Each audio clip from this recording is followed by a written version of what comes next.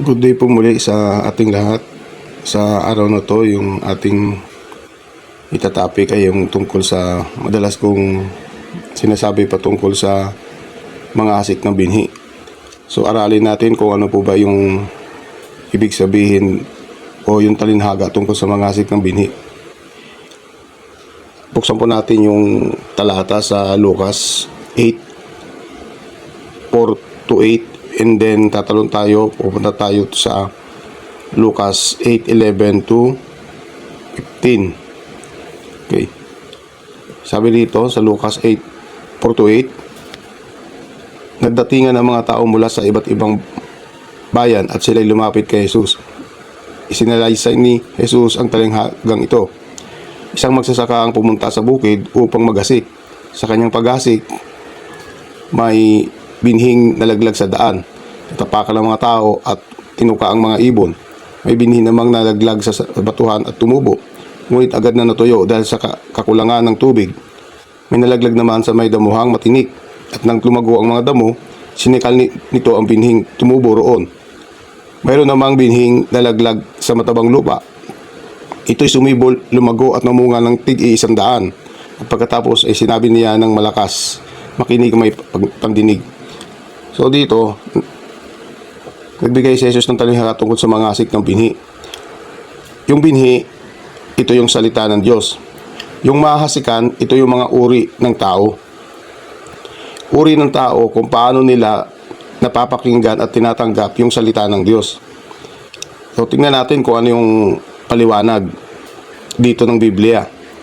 So gaya ng iba na sinasabi, ang Biblia yung hayaan natin magpaliwanag. Basahin lang natin ito.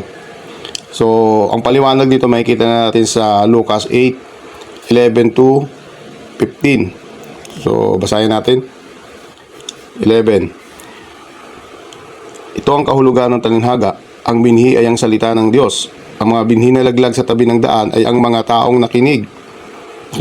Dumating ang dyablo at inalis nito ang salitang mula sa puso ng mga nakikinig upang hindi sila manalig at maligtas. Ang mga nalaglag naman sa batuhan ay ang mga nakarinig ng salita at tumanggap nito ng may kagalakan, ngunit hindi ito ang nagugat sa kanilang puso. Sandali lamang silang niniwala, kaya't pagdating na pagsubok sila ay tumitiwalag. Ang mga nasik naman sa may matitinik na damuhan ay ang mga nakikinig sa salita ng Diyos, ngunit nang tumagal, nadaig sila ng alalahanin sa buhay at ng pagkahumaling sa kayamanan at kalayawan. Dahil dito, hindi nahihinog ang kanilang mga bunga. Ang mga nahasik naman sa matabang lupa ay ang mga nakinig ng salita ng Diyos at nag-ingat nito sa kanilang pusong tapat at malinis, at sila'y namunga dahil sa pagtitiyaga.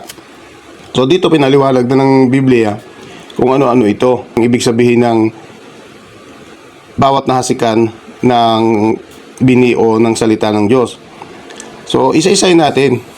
So, pumunta tayo sa 12, sa 12. Ang binhing nalaglag sa tabi ng daan ay ang mga taong nakikinig.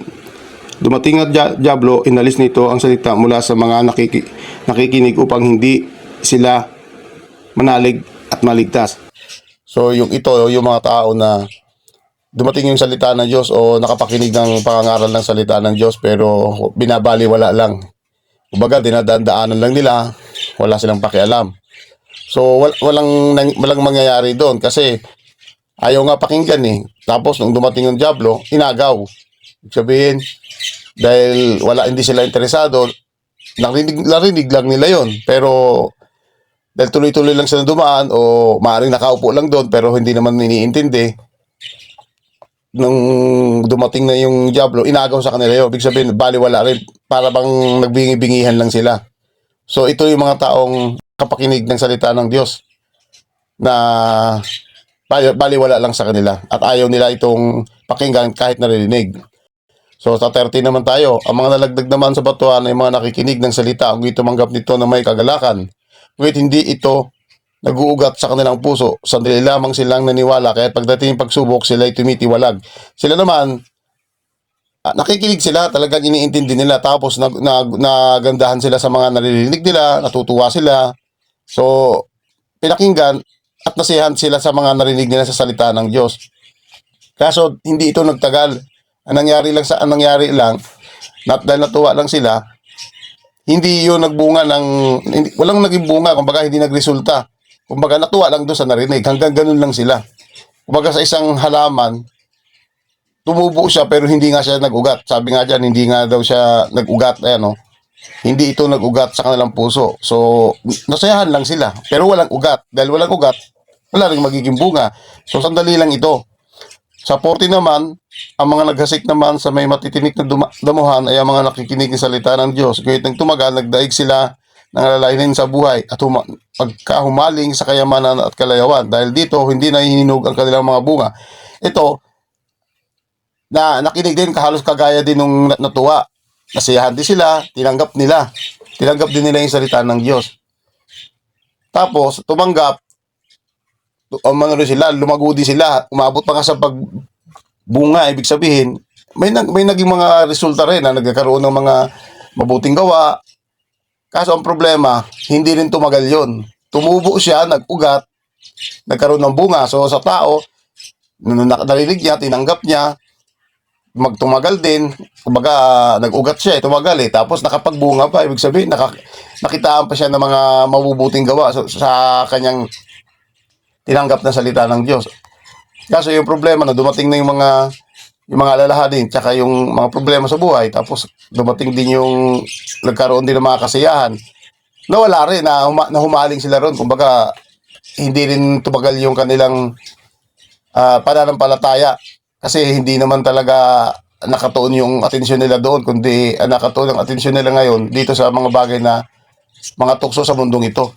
Kaya umabot naman sa pagtagal, pero hindi rin. Diba yung kanina, sa 13, hindi tumagal, nag-ugat lang pero hindi nagbunga. Yung sa 40 naman, nag-ugat, nagbunga. So tumagal, pero ganun din, parehas ding mga tumalikod. So, dito tayo sa 15, yung panghuli. Ang mga naghasik naman ng matabang lupa ay ang mga nakikinig ng salita ng Diyos at nag-iingat nito sa kanilang pusong tapat at malinis at sila'y namumunga dahil sa pagtitiyaga. Ito naman yung taong nung marinig nila yung salita ng Diyos, talagang naunawaan nila. Dahil naunawaan nila, nanampalataya sila at tinanggap nila ng totoo yung salita ng Diyos na ipinangaral.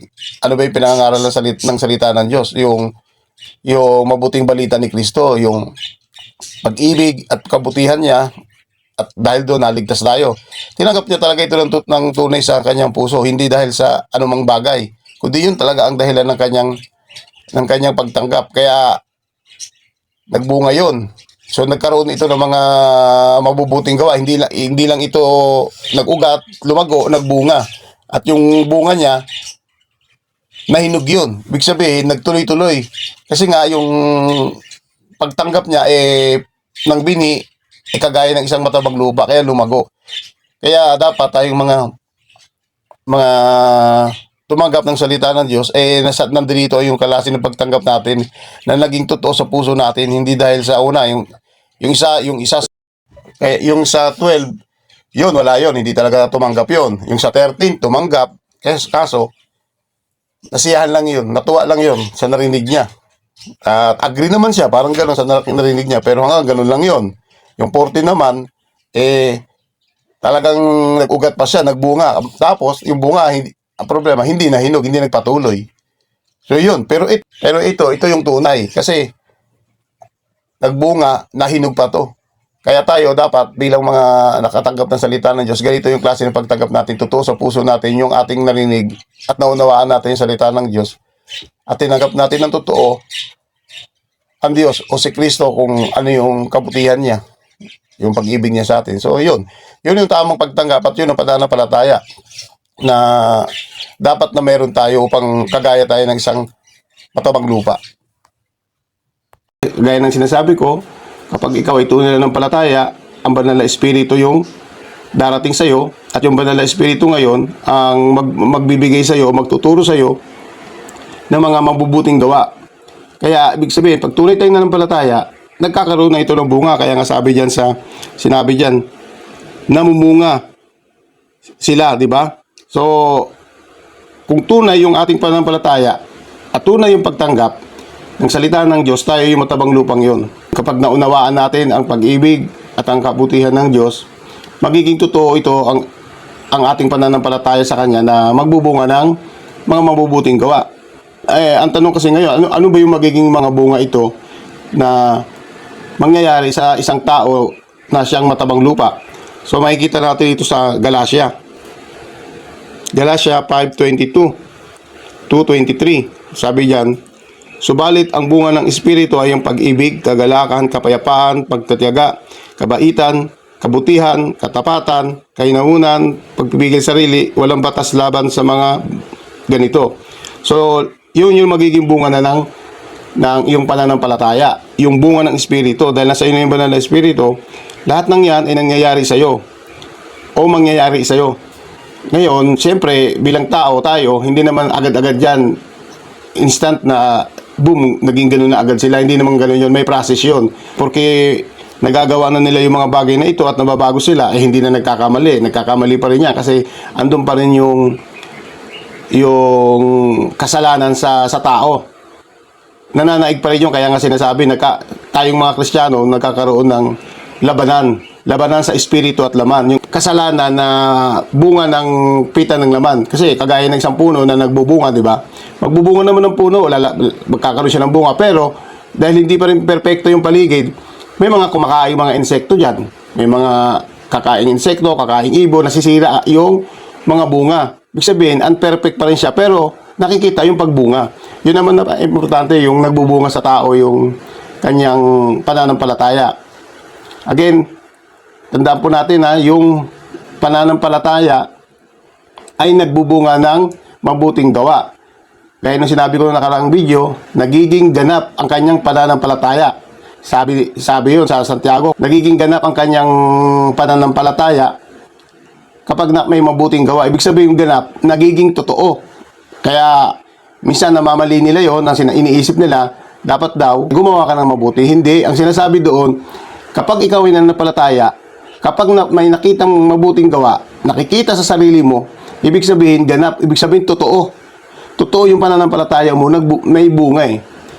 Kaya yun po yung ating paksa sa araw na ito patungkol sa mga asik ng binhi at yung kung ano yung bunga na to. Kaya sa mga nakakarinig ng salita ng Diyos gaya nito, unawain natin and then tanggapin natin ito ng bukas sa puso natin, hindi yung parang binabaliwala lang. Ngayon kung medyo binabaliwala o sabi natin binabaliwala na yung salita ng Diyos, hinahayaan lang, baka lalabas na hindi katupan ng Diyos. Kasi sabi, ang dumidinig ng salita ng Diyos ay yung kanyang mga tupa. Kasi ang tupa kasi, kapag dumating yung kanyang pastol, pag tumawag yun, makikinig yun at lalapit. Ngayon, kapag ikaw, nakarinig ng salita ng Diyos, pero hindi binabaliwala mo, isa lang ibig sabihin yun, baka hindi katupa ng Diyos. Or maaaring hindi pa siguro pa noon, yung medyo mas slight pa, pero ang masakit doon, baka hindi katupa ng Diyos, kaya hindi ka nagre-respond sa dumarating na salita ng Diyos sa'yo. Kaya sana sa mga nararating ng video na to at nakakapakinig ng salita ng Diyos, sana tanggapin natin yung salita ng Diyos na ating naririnig sapagkat magbubunga ito sa atin ng kaligtasan, pero tandaan din po natin na ang kaligtasan po ay hindi po mismo yung gospel. Ang mismong gospel ay yung pag-ibig at kabutihan ng Diyos sa atin. Yun po yung gospel. Yung kaligtasan, package deal na lang po yun sa pag-ibig at kabutihan ng Diyos. Marami kasi ang nagtuturo na kaligtasan agad. Gusto mo maligtas? Sasabihin ganun. Oo, tapos tanggapin mo si Kristo. Ibig sabihin, tinanggap lang nila si Kristo dahil maliligtas sila. Mali po kasi yung ganung klaseng pagtuturo at yung pagtanggap. Lalabas niyan, baka hindi kayong matabang lupa. Ang dapat kasi yan sa pagtuturo, ang itinuturo mo kung gaano kabuti ang Diyos at ang pag-ibig niya na ibinigay niya yung buhay niya kapalit ng kalagayan niya. Kumaga ang ituturo ng isang magasik ng binhi, yung tamang gospel. Ang tamang gospel yung pag-ibig at kabutihan ng Diyos. Ipakilala yun sa tao.